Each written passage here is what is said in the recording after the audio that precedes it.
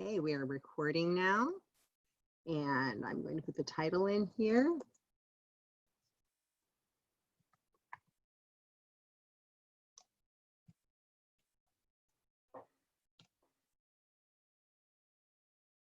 Okay.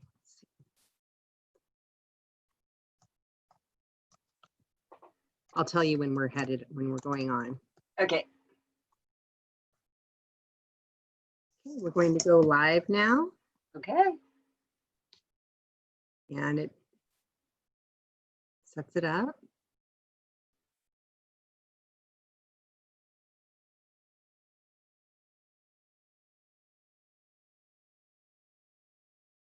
And we are live. So hi, everybody. I'm Donna Sinclair, and I am running for state representative in the 18th Legislative District for position 2. And I'm here today with Dr. Martha Martin, who has a private practice in Washougal, and she is also on the East County Fire Commission. And so we're going to be talking with Dr. Martin today about a number of things, but we're going to start today just by talking about her background. She grew up in Washougal, and I'm really interested in hearing her story, and I know you will be too. So, Martha, tell us about it. All right, Donna, thank you so much for having me today. This is exciting to be able to do this. And just a quick shout out to my 3 grandkids who are in Minnesota and are watching right now, to Maddox, Archer, and Juno. Grandma's live streaming. Hi. And then moving on, growing up in Washougal. Oh my gosh, wow. Well, it was pretty small when I was growing up in Washougal. I moved here actually from Vancouver at the age of 8 and started school here. But at that time, there were 2,500 people in Washougal compared to the, 15,000 plus that there are now. And the 164th Avenue area was all farmland. We pretty much purchased and ate locally at that time. Food, meat, everything was pretty much raised locally. So you knew the people, you knew the farmers. It was quite different. Evergreen was the main thoroughfare from Vancouver all the way through the gorge at that time. And SR-14 was being built when I was a kid, and I can remember out there playing on the construction site, all the big dirt piles when they were actually building SR-14 that bypassed Washougal's downtown area. The main employer at that time, and it's not so much anymore, was the paper mill, of course. As well, you know, my dad worked there. My mom was that rare breed of stay-at-home moms at the time, raising 3 kids, taught piano, and both my parents were involved in the city of Washougal's politics. So my dad was on city council, my mom was on the planning commission and on the school board. You'll be glad to know. We rode bikes, we walked everywhere, we played ball, we swam in the sandy swimming hole. We could walk through people's yards right down to the sandy swimming hole, by the way, nobody cared. A lot more woods in town than there are now. I think, and my parents at that time, luckily enough, had a cabin up in Government Mineral Springs. I don't know if you know where that is. It's north of Carson, Washington. Yeah, we had a cabin. So we went up there in the summertime. Oh, loved it. Played by the creek, Trapper Creek. Wonderful. Got to know the woods. And of course, the love for the environment came directly from my parents, keeping us outside a lot and growing up like that. So the biggest change to our area came right after the 205 bridge, as you can imagine. That when that was in the 80s, there was a big explosion of growth on this side of the river because of the restrictions in Oregon. There weren't the Growth Management Act requirements and constraints at that time, and it just exploded on this side. Vancouver and Camas kind of bumped up against each other, and things really grew fast.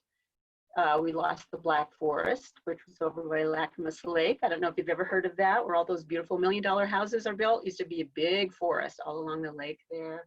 And so that's gone. The best changes, the Columbia River Gorge National Scenic Area was established, woohoo! And the Steigerwald National Wildlife Refuge as well, at 1,100, I think it's 1,100 or 1,400 acres that were set aside.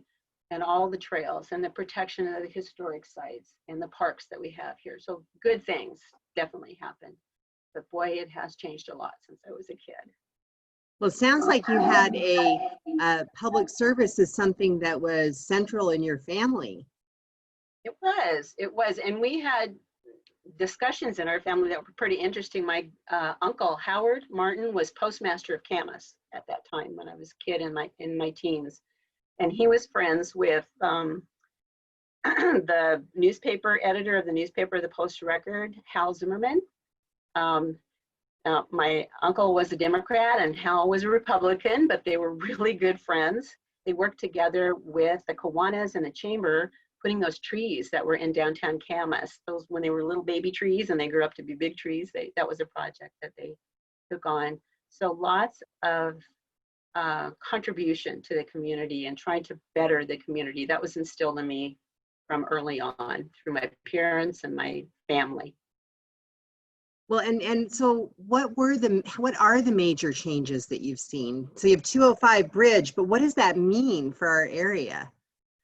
Well, it changed the culture. From my perspective, it changed the culture from people being able to know each other better, be more connected, eat more healthy, I believe, definitely less pollution at the time. I think there were starting to become some concerns with water pollution that were coming out of that era that definitely got better throughout that whole time. I think that shift to retail, loss of all those spaces, the loss of farmland really is a concern to me. I think that I would like to see some incentives for people to be able to stay with their farms, work their farms, or at least have people work their farms if those folks that own that don't want people to do that. It's really imperative that we have locally grown produce, locally grown products. We can't ship everything from everywhere anymore. And with the explosion in population, we don't have the ability to get things so much as we did before. Although we're lucky to have the Willamette Valley right across the river. They still are growing, great guns are growing over there.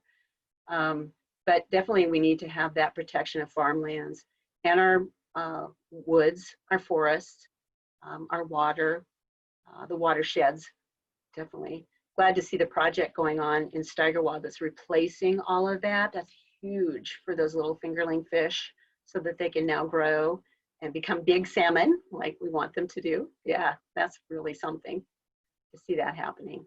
So yeah. That's great. Let's come back to that when we talk about the Riverwalk, okay? Because I think that probably ties in. I would like to hear though about your journey to becoming a psychologist. Where did you go to school, and what made you decide to do that? How did you get to where you're sitting right now? Well, interestingly enough, that wasn't my first career choice. My first career choice was to be a singer, professional singer, and so I was accepted to, and to apply to the University of Washington through their School of Music, and got into their Bachelor of Music program for voice, vocal, opera, classical. And so I'm classically trained. If you know the term coloratura, that was my voice. I actually sang the Queen of the Night in the Magic Flute with the University of Washington Symphony. What an experience. That was wonderful. And so that was my original plan. Now, at the same time, I was a single mom, raising my son by myself. He was a little guy at that time. And I was getting close to being done with my bachelor's degree. And I had a professor finally say to me, "So you getting ready to go to Europe?" And I said, "Europe? I have to go to Europe?" At that time, this was before Beverly Sills and the Met and all of that got developed. So you didn't have to do a circuit in Europe, you could do it here. But that was considered what you had to do as a singer, go to Europe.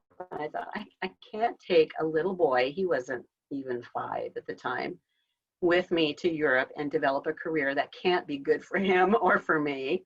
And so another professor encouraged me to look into psychology and loving people. It doesn't matter whether you're a singer, an artist, psychologist, if you enjoy people, you love meeting people, helping people, that was interesting to me. And so I got 2 bachelor's degrees, a bachelor's in music and a bachelor's in psychology, and then just re-careered, changed schools to Arizona State University in Tempe. So I did have to relocate with my son, but still in the United States and still within a university structure. Got my master's in counseling, my doctorate in counseling psychology, worked in Arizona for a few years, and kept wanting to get back to Washington so bad, because nothing like living in Arizona and Phoenix to make you really appreciate the green of Washington State. So, so I relocated back to Yakima, which was a kind of a nice bridge because it's a high desert. So you're going from low desert to high desert in Washington State. Worked for an agency there, and then relocated back to Washougal and got married at the same time to my current husband, Richard, who he and I went to school together. Known him since 6th grade. We just reconnected after all those years, yes. And I started a private practice. And my first spot was just right on the most western part of Camas, in a little office space. And then I moved into Wes Hickey's building, his big, beautiful building, and was the first tenant in that building, the very first one. Had an office in there for a while, and then decided I needed to save my pennies a little bit because that was expensive, but beautiful building. And so now I'm located right there by the roundabout into the entrance of Washougal. I have my private practice there. And I think I estimated I've seen, I don't know how many thousands of people, local people, since I started my practice in 2004. And here we are in 2020. I've done it all that time and love it, love it, love it. Well, I didn't realize that you had gone to Arizona and obtained a degree while you were a single parent. That's, I know that that's no easy feat because I did the same thing. I didn't leave though, but I went to school as a single parent and ultimately got a PhD, and it was a lot of work. So I'll ask you a question about that. What do you think that you learned from that experience? What did that do for you? Oh, wow. Well, I had some challenges along the way, especially when I was in Arizona going through the master's and the doctoral program, partly because there wasn't really a niche for single parents at that time. It's interesting. It was all about people that came out of high school, right into college, and just were carried forward. The adults in college at that time, there really wasn't a way to kind of help them or support them, especially if they had children and especially if they were a single mom. So it was challenging. I had to work while I went to school, and I had lots of different jobs because they had to kind of fit into my school schedule. That was fun. And my son was in lots of daycares, bless his little heart. I was lucky because he's a good person, a good kid. It could have been harder. But he didn't challenge me as much as he could have had he been an obstinate teenager, for instance. So it was a challenge. It was harder. And I think that now it may be different. I hope it is for single moms if they're going back to school, especially if they have more than one. I just have one. I can't imagine what it'd be like with more than one. It'd be a really big challenge. But I did it. I did it. And was I a perfect parent? I don't think so. I don't think there's a way to be a perfect parent and juggle all of that. But I did my best. I really did. So, yeah. Right, right. Well, I had 3 while I was going through school, so Oh my God. I agree. And one of the things I think is important is that some supports are in place. There are more supports in place now than there were then when you and I went through school. There being a single parent in graduate school was unusual, very unusual. And I mean, it still is, but it was very unusual then. Yes. So yeah, I think it's important to have things like our state need grants in place for students getting bachelor's degrees, but also ensuring that we have supports for childcare. Childcare is one of the things that I've been thinking a lot about, and I'm not sure where we go with this, but I think it's really time for us to put our heads together and come up with some solutions. But let's go back to you, Martha. Okay, well, I'll bet that was interesting to find out about we have that same situation. It's very interesting to find out that there's more that people experience that. So thank you. Yeah. Well, right, because I didn't know that about you either. And I do appreciate finding that out because there are a lot of people who I think that it's important for them to know that you didn't come out of the box with a PhD, right?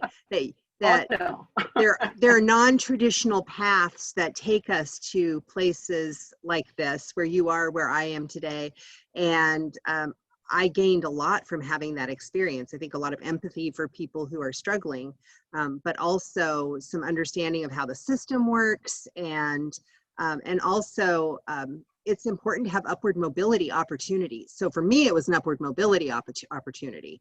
I was a waitress, so you know, I wasn't an opera singer, although that's a job that's limited opportunities too when you have a child. So that's really interesting. I didn't know that about you at all. So thanks for sharing that with all of us.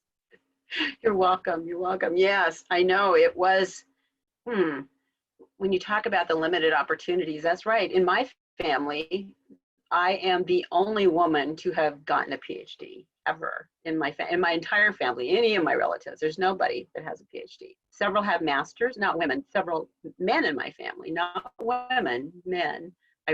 One of my brothers has a master's. But yeah, I took it all the way. Definitely was hard. Yeah. Yeah, I am too. I had a great uncle who had a PhD, and there are I have a cousin, a female cousin who has a master's, but there are others with bachelor's degrees, and then others who don't have degrees at all. So, so it's rather unusual. But so you came back to Washougal, and you said 2004.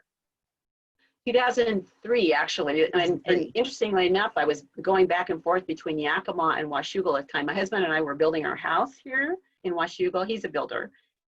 And so I drove back and forth every weekend for about a year and a half while we built our house, and got my job there, and then stopped, and then started my private practice in 2004. Yeah. So that was an interesting process.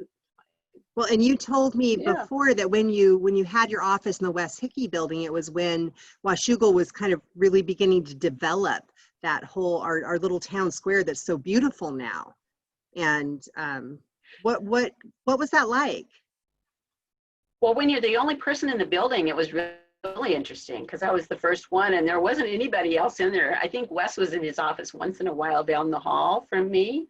But I wandered the halls a lot and just explored and looked at places because it was really fun to be in a building by myself. And then to have a professional space like that is just absolutely beautiful. The building's gorgeous, it still is.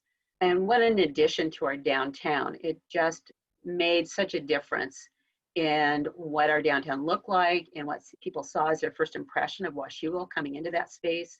It's just enhanced so much, and now the building's entirely full. I don't know if there's any spaces open left at this point. It's now completely filled. So that says a lot about what Wes did for our town. I don't know any other angel that does that for their downtown, to build an entire building that's just for the downtown and the businesses. That's quite incredible.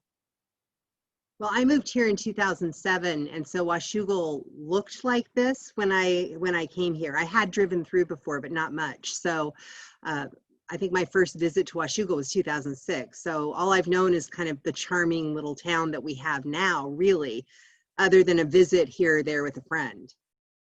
Oh gosh, yes. There used to be an Danielson's Thriftway, right where the Hickey building stands, where the Town Square building is, and a bank and a Mexican restaurant, and so that, you know, lots of different things that aren't there. Those buildings went away as they cleared the space. So I watched it be built, and yeah, it's so different than it used to be as a downtown, and such an enhancement. It just is. Yeah, I really love it. So what got you involved in local government? How did that happen? Well, that started with the Riverwalk, and that was in 2006, right about the time you came here, as a matter of fact, sounds like. And so that was something that started with a meeting in a park down there by the port, in a historic park. I was meeting with some friends and found out that there were some developers that had met with the current commission, Port Commission, and were in the process of putting together a lease agreement for 50 plus 30 years, that's usually what they do, for the waterfront down there. And nobody knew about it. In fact, not only didn't they know about it, but they tried to get it passed with about 23 and a half hours in putting it on their agenda. And you know, 24 hours is required to put anything on an agenda, and they just squeaked it in there. And it was something people didn't know about. They were planning on developing that waterfront here's an example, condos on the historic site. Condos, the historic site would have gone away. So that was something that I went, oh no, that's not happening. That can't happen. That doesn't make sense. That's not good use of this waterfront. And the other plans that were being put together didn't make sense. But the biggest trouble was that they weren't including the public. They weren't asking for input. They weren't allowing people to say, we want this, we want that, until there started to be a movement of people speaking up. And the biggest group that started speaking up was Concerned Citizens in Action, of which I was a co-founder and president. And there were several people on there, that names that you'd recognize. Bill Ward was one person, former Port Commissioner. Larry Keister, current Port Commissioner. My husband, Roger Daniels, Bernice Plukas. I don't know if you know who that is. She's part of the historic group, and she knew Roberta Tidlin and Rosalie McCrae. Gosh, there was just a lot of people that aren't even here now, unfortunately. But we tackled that project as a grassroots citizens group. Had the help of the state auditor. They stepped in and helped us, guided us through how to get public records, how to find out things that were going on. We put together a public forum, brought together lots of people that didn't know this was happening, and helped educate them as to how this process really was. You need to pay attention to what this is all about. And it eventually ended up where the port dropped the lease, or tried to break the lease.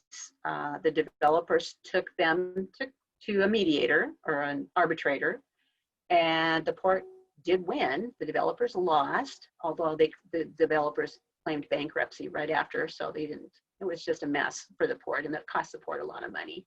And because of that whole process, we were successful as grassroots citizens. I saw what citizens could do if they took on government that wasn't working in their best interest. And at that point, I was pretty fired up, as you can imagine. Oh, we won. Although we were exhausted, we didn't know we were going to win. It was a long trek. I think it took us about 3 years to get that all through.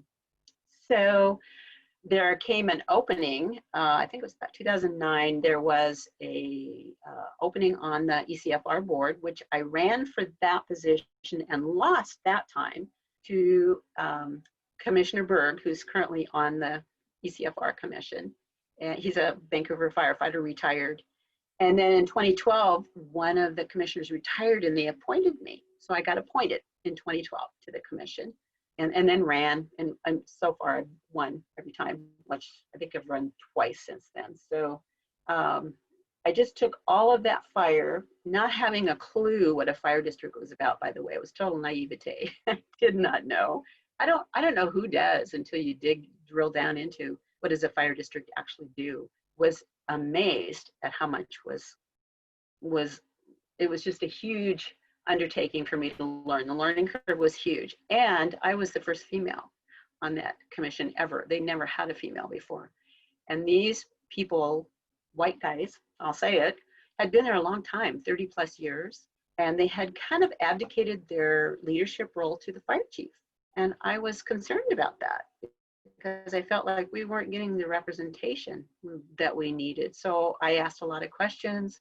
I challenged things. I talked to the state auditor. As you can see, I was a thorn on the board, and things got changed. We started recording our meetings because the minutes were not accurate ever. They were narratives that had nothing to do with what was being talked about. We let the fire, actually there was a couple of retirements that happened, and then new board members came on, and we let the fire chief go. And the culture shifted, totally shifted. We became more diverse, more transparent, more open. We got a website. I mean, there was so many things that happened after that, that it just started to feel like I was, along with these people, making a difference. And our board now, the longest the person's been there is 11 years, and that would be Commissioner Berg, who was elected in 2009. We now have another woman who's on the board, and we are working our tails off. I gotta tell you, it's not one of those positions where you just let your staff do all the work. We do a lot too. So, yeah. So why, the question, I have a couple of questions, but one of them is, what made you choose fire commission? And then maybe tell people what a fire commission does, especially now. Yeah, especially now, right? Right. Yes. Yeah. Well, once I got into it, I was so interested in it and what they did and how important a fire district is, and firefighters and emergency responders. And of course, right now, the services are critical, as you can imagine. The first responders are the first in at calls, and I get a notification on my phone when there's a call, so I see the calls that are going out, and a lot of calls are breathing problems, and they don't know going in if that's a COVID-related call. So now we have first responders that do what's called the canary. They send in one person, totally geared up in their personal protective equipment. One person goes in, does the assessment, make sure, is this person have COVID? Do they not have COVID? And then do we bring more people in before they transport? Is there a need for a transport? Calls are a lot more complicated now and a lot more dicey because we have to protect the emergency responder and not let them catch COVID and still help these people who, as you can imagine, they're in a traumatic situation. They're scared. They just call 911. They can't breathe for whatever reason. So the stress is higher. The safety factors have been ramped up, as you can imagine at this point. We're running our EMS levy in August, renewal. And you can imagine ambulances are critical more than ever right now. So we're hopefully, fingers crossed, that the voters see it that way, that they want to keep their service as far as our district. Our district is 60 square miles. It's north of Camas and Washougal. So that it covers a wide area. 10,000 people, plus people. Average age is probably 50 plus in that district. A lot of retired people, people with health problems, as you can imagine. So yeah, the pandemic has really affected how those calls are responded to and how careful they have to be. So were you involved in the planning around that at all, or were the fire commissioners involved? The planning of the safety equipment use? Increase No, that's precautions or right. No, that's everywhere. That's statewide, all districts. That's mandated by the state itself. Right now, the fire chief gets what's called a situation report. I don't know if you've seen that or you have access to that. It comes through CRESA. It's the I wrote it down so I could remember what it's called, because it's a situation report that comes in that has all the resources, all the data, all of the requirements, the changes, the amount of testing, the death rates, the people that have gotten it. I mean, it's daily. They get this data report. And we receive that. So we see what's going on around, especially in the county. We want to pay attention to that, making sure that everyone's safe. But it's got resources that are definitely Clark County Regional Emergency Operations Center Situation Report. How's that for a mouthful? No wonder I couldn't remember no kidding. But it has data, resources, all the concerns that are going on, the government entities that are involved, all the cities, what their updates are. So we get to see all of that. So we see that, and that does take part in what we talk about in our meetings as far as is that happening? Are we doing okay? We discussed testing, like you and I talked about earlier. We need to ramp that up. Right now, it's not doable, according to Dr. Melnick, because we don't have the supplies or the tests or the tracers to do it. And yet that is what is needed at the front to stem the tide of all of this right now. And we know that. So that's frustrating to see that, and hopefully that will get better. We know this is going to last in the next year. We know this is going to last in the next year. It's hard to level with people and say that, but we know that it will. Right. We want to think that somehow it's going to be over soon, but particularly without the testing, without good testing access and contact tracing, it's really hard to go back to any real approximation of normal. Exactly, it is. And I think you're probably going to get to the questions about me and my clients.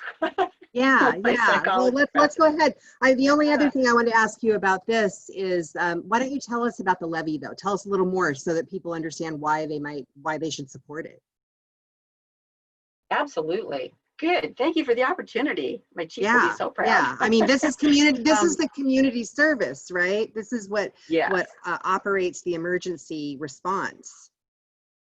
Exactly. So East County Fire and Rescue and the Camas Washougal Fire Department are partners. We have an interlocal agreement for the ambulance service, the emergency response system, And so our part, we have a levy that we pay into that every year. It's 35 cents per thousand of assessed value. And we are at the point where it's renewed every 6 years. And this is it's going to expire at the end of this year. So August, when's the election? 4th, I think is when it is. And we're on the ballot for that to be renewed. But it is simply a renewal. We're not asking for more. We know how hard it is on people right now to pay more. And we don't think that's necessary, that the 35 cents will be just fine, but it keeps that service going. It's so critical. So we have our firefighters that go out with the ambulance. So the ambulance goes and then the engine goes to those emergency calls, of which we have about 75% of our calls are all medical calls. So it's very important to keep that service in place. If we don't, that's going to make our services suffer. We won't be able to get to calls as fast, if at all. I mean, it's really critical that we pass this. Well, I voted for it. So I've already turned my ballot in and I voted for it. And I hope everyone else will too, because I can't imagine right now is a time where we really need to maintain those emergency services more than ever. So thank you. Well, thank you. Thank you. I so appreciate that. It's good to hear. And shout out to everyone else. Don't skip over that. It's at the very end of the ballot. You might get tired, but get there and mark yes. Thank you. Yes, yes. So one of the other question that I had asked you is to talk about, as a professional psychologist, what people are dealing with. Yes. So I have, right now I'm doing telehealth, all telehealth, none in my office at this point, which is a frustration and also a blessing at the same time. So I work at home all the time now. And my clients are fine with that. They're safer, so am I. And so I have clients that are teachers, parents, medical staff, nurses, doctors, you name it. I probably have it on my client load right now. And most of them are accepting the fact that this is going to go into next year. That's starting to hit them that, okay, we have to really think about this as a longer term thing. The most important thing to everyone is safety. Economics is there, but it's safety first, especially with my nurses and doctors, my nurses especially. They're telling me right now the numbers are climbing in Clark County. The hospital systems are starting to get overloaded again. So are they, and they've not been able to absorb the people that come in the emergency room with other disorders, much less COVID at this time. So it's starting to look really scary, and it's important that people understand that when they're resisting wearing a mask or resisting physical distancing or taking small risks just because they think, well, it must be okay. It is not. And my clients are all saying, we want people to be safe. We want to take care of our children. We want to calm their fears and know that people are taking care of them as well. The nurses want people to wear their masks. They have to wear them all day long, so they don't see the big deal, you know. And the teachers, I am hearing some panic from the teachers, which I don't know if you've had conversation with teachers, but they aren't sure what they're supposed to do. They don't know what's coming. There have been some structure set out from the school districts on some potential hybrid ways for sending kids back to school, but it is really a struggle for them to understand how that's going to work right now. And this affects everyone. A lot of anxiety. Anxiety is through the roof for people. They have to cope with that constantly, that we're always in crisis mode. And that's really hard for people to maintain that. It's difficult to maintain that and have any kind of quality of life. Yeah, I found it kind of interesting to think about how the level of anxiety in March and April, as this was really raging across the country, seemed to dim just a little bit as we began to open up a little bit slowly. But then in the last 6 weeks, with 3 to 6 weeks, with the increases that we've seen in numbers, I know my own personal level of anxiety has begun to go back up as I've watched this, and we're dealing with questions of opening school, for example, knowing that we don't have testing in place. So this is something that I am not going to make any announcements myself because that's not my role at this point, but I will say that this is something that people will hear more about this week, and hopefully there will be some calming of nerves around that, because it's really critical. The idea that we're just going to mandate that everyone's going to open up doesn't make sense. It just doesn't make sense at all, because we don't have testing capacity. We have many examples around the country in other countries about where things are and are not working, and we need to look to those places and follow them. Absolutely. I agree with all of that 100%. So I'm glad that that's on your mind. That was one of the Oh, it questions I was gonna absolutely ask is. It's, my focus has been on really kitchen table issues, right? Like family wage jobs and increased access to healthcare and housing affordability and education. These are the things in infrastructure. But in talking with voters, the big issues are public health and safety and education. And so that's what I'm thinking about all the time, because that's what people are saying is important, and it's what I recognize as important too. One of the things I wanted to ask you about in terms of psychology that I think is interesting is I have a friend who I walk with every Sunday, but we walk on the phone now. I take my walk through Mabel Kerr Woods and she walks through Portland, and we used to meet. We've been doing this since 2003. And we were talking this morning about the ways in which people's risk assessments differ around these things. And so some people, it starts to feel when you see a lot of people out there, maybe with no masks, or they're doing just fine and they've been pretty casual about it, and things seem fine, so they start expanding their networks. But how it starts to feel like, well, am I being too careful? Anyway, what's the psychology behind this? Because we're questioning ourselves too. all the time. And we don't hear from anyone as to what, it changes every day. We get the message every day that's different. So you almost are left with your own devices to figure it out, which is so unfair. So we're familiar with looking around and seeing what the crowd is doing and what everyone else is doing. If they seem to be doing something, it must be okay, right? Must be. You go somewhere and no one's wearing a mask and no one's it must be okay now. What? Okay. So people start taking a little more risk and a little more risk. It's that crisis fatigue. They're so tired of always having to think about this. Can we just let it down for a little while and be normal? I think also the other thing is watching the demonstrations that are going on, which, by the way, I think they're wonderful that people are doing that, how powerful that is. And yet they're not social distancing, a lot of those people. So that also makes it confusing for folks to know what's okay, what's not okay for myself. This is happening. Why can't that happen?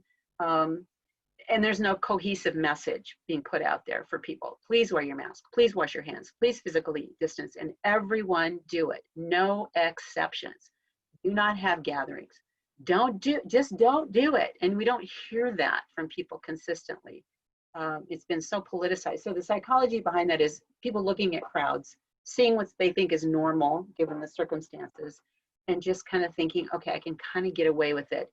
And then there's that lag time for any symptoms. If you get sick, you probably won't know it for a while, or you won't know anyone else for a while that you were around. And so there's not that immediate piece of information that would tell you, oh, that's not okay. You can't do that right now. So it makes it hard for people to hang in there with little reward. I mean, this is not much reward at this point, and you have to protect yourself, and yet others may not be doing the same thing. And of course, then we have the people that I'm a friend who pesters my friends all the time. I hear, well, I'm going to go hang out with my family, and we're going to just have 10 people or 12 people. And my question always is, you know where those 10 or 12 people have been? Are they going to wear their masks? Are they washing them? I mean, I just go through the whole list. Oh, Martha. So you kind of get that, it's not that bad. They're just family members. Where have those family members been? Please, you've got to ask those hard questions. I know it's hard. You don't want people not to like you, but just, I don't want you to die. Right. So yeah.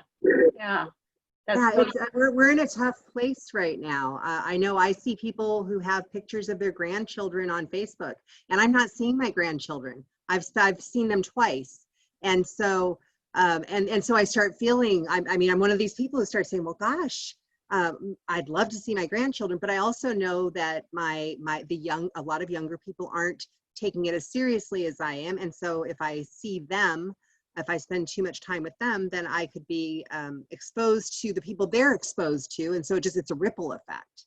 Exactly. Yeah, good for you. I'm not seeing my kids either. And it's a sacrifice. I get it. Terrible. Yes. It's Yeah. hard. Miss them like crazy. Oh my gosh. Yeah.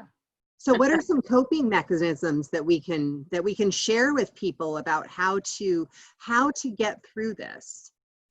Well, first of all, I'll say it's going to be a while. This is a marathon, not a sprint. That's cliche, but that's the case. We're hearing that there's vaccines in the works. It looks like they're moving them as fast as they can, but you still want them to work. So, okay, that won't be till next year, realistically. So the basics, there's always the basics. It's just simple stuff. Self-care, get rest, drink plenty of fluids, try and eat as well as you can. It's a temptation when you're at home to think, I'm just gonna eat this now and eat that. Try and keep a little bit of a schedule. It's harder to have that structure, but it's possible to do. Get some fun exercise. I know people are saying they miss the gym. I never liked the gym before. I like going out and hiking in the woods, yeah. And getting some exercise and moving my body with kind of a natural environment. So if people can even step outside and get some fresh air, that's a good idea to do every single day. It just starts with the simple things. Don't forget that. It just take a vitamin.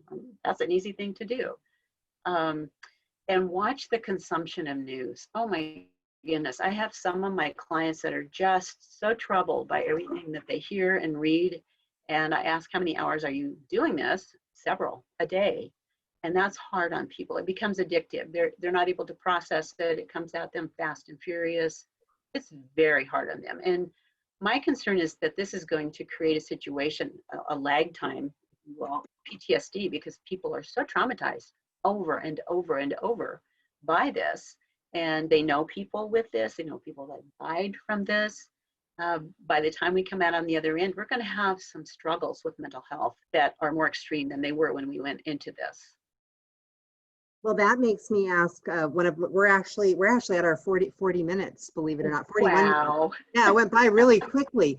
Well, but I think this is a good way to kind of start wrapping things up. And that is, if I make it to the legislature, what would be helpful from the state when it comes to all of these things we're dealing with, but particularly mental health?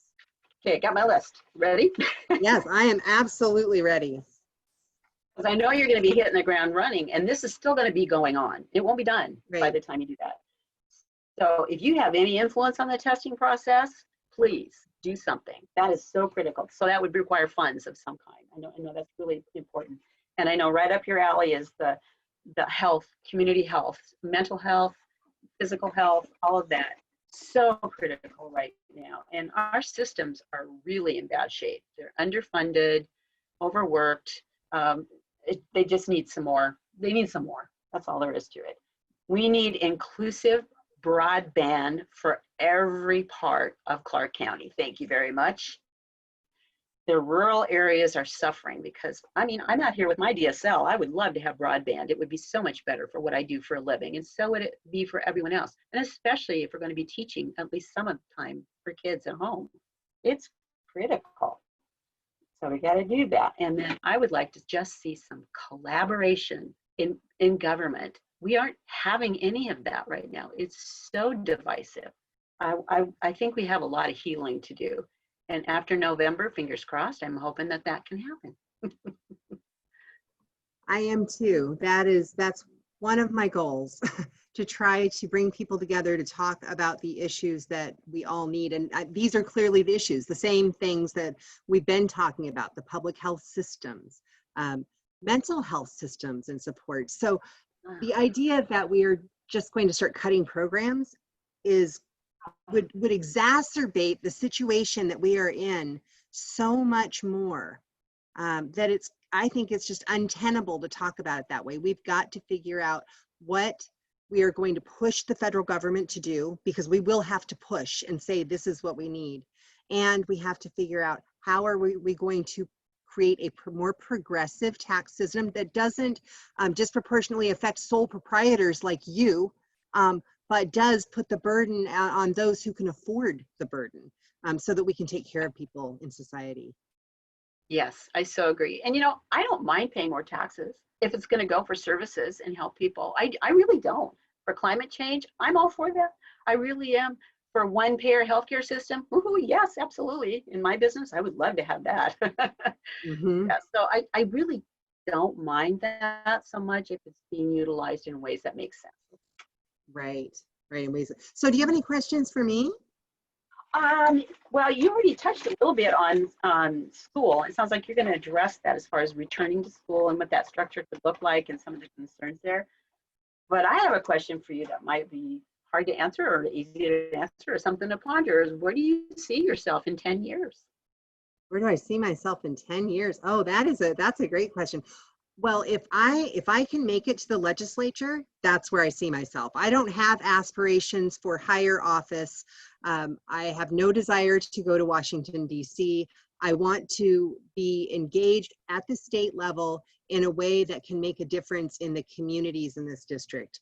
And I think that sometimes that takes, it takes time and experience. Experience is important, but it takes problem-solving abilities, the ability to bring people together. And it also takes people who believe in science and data. And so that's not what I'm seeing. And I think it's really important that we rely on the data to inform how we move forward. So that's a long answer, but my students will tell you that's typical. I'll give you a long answer. Um, but Oh, I would really like to do this, and I would do it. I'm actually old enough that in 10 years I'd be thinking about retiring probably, and writing. So that's what I would do. So I think a good stint of public service, and then other bits and pieces of public service. And there's so much we didn't talk about, Martha. We didn't I talk about know. the Performing Arts Center. I know the Columbia River Arts and Cultural Right, right. Foundation. Awesome. But that's Yeah. a whole Yeah. topic in and of itself. Yeah, Yes. let's save that. Let's shelf it and have you come back again sometime. How does that sound? I love that. Thank you, Donna, so much. This was so fun to get to know you better, and I really enjoyed the conversation. Me too. Me too. Thank you. Thank you so much. Thank you. Take care. I'm going to go ahead and end our recording, and